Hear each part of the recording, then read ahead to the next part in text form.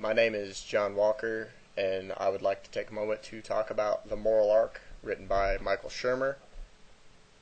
The Moral Arc is basically a book about how science and rationality is leading to a world of more morality.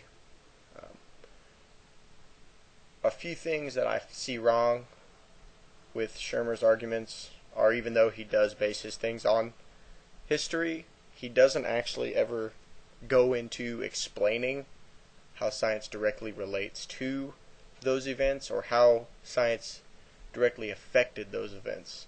So I think his argument here in that science and rationality are correlated in some way may not be entirely 100% wrong, but he does a very, very poor effort in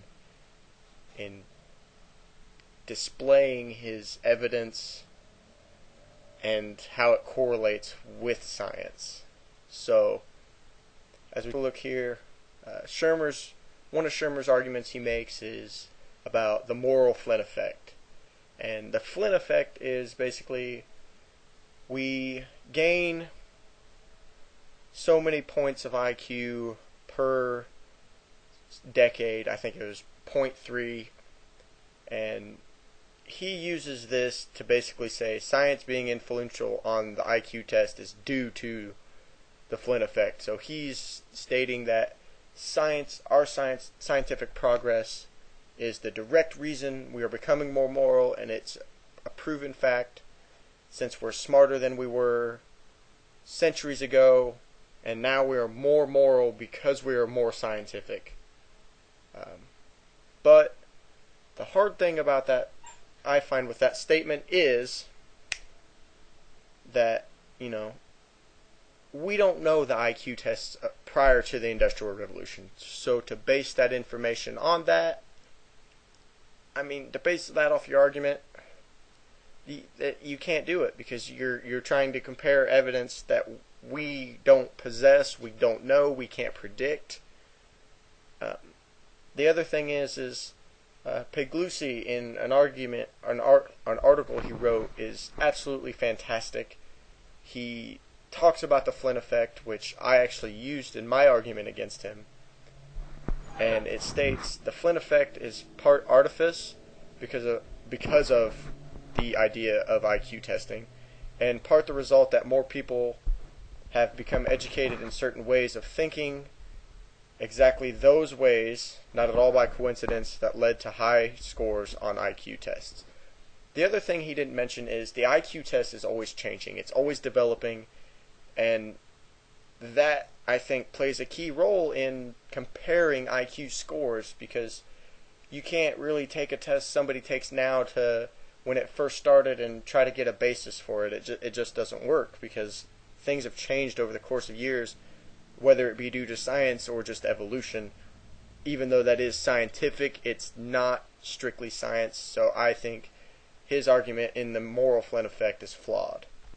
His next argument is, it's not really an argument, it's his ideal of abstract thinkers, which are a result of scientific ingenuity and advances.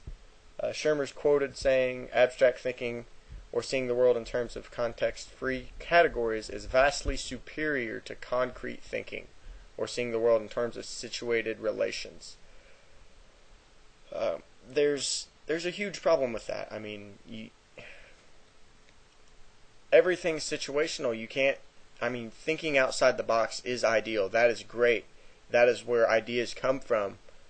But to say it's vastly superior than somebody that thinks in a certain situation is, I don't see any scientific correlation there. I don't see where he was trying to go with it. He never actually mentioned science's direct relationship to abstract thinkers. But I did find an interesting article written by Connor Woods, and it stated abstract thinking is not actually a measure of moral intelligence. Instead, abstract thinking is a measure of field independence or individualistic, decontextualized cognition. He actually proves that it's not actually a measure of moral intelligence. So you can't really compare that to anything Shermer says. Shermer doesn't actually give scientific evidence for his abstract thinkers why they're superior. So there again, another reason his argument that the more rational, the more scientific we become, the more moral we become, because I've yet to see it. Finally, he briefly brings up witch theory of causality when he talks about the Salem witch trials, which start in his YouTube video at 33 minutes and 28 seconds. He basically says that everybody during the Salem witch trials was morally stupid. And he even says that everything in it can be explained by science, but he only talks about the environmental things that caused people to be accused in the witch trials. Those things can be explained by science. He's right. But he never talks about the idea, the ideology they had. He doesn't bring up any of his of like what they were thinking.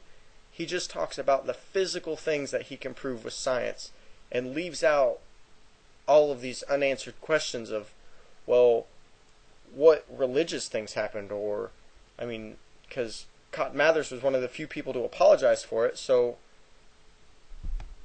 I mean, he never, thus again, never correlates science with his argument. And this just continues to go on and on and on throughout his entire just book, his presentations. He makes good evidence. He makes for a great argument.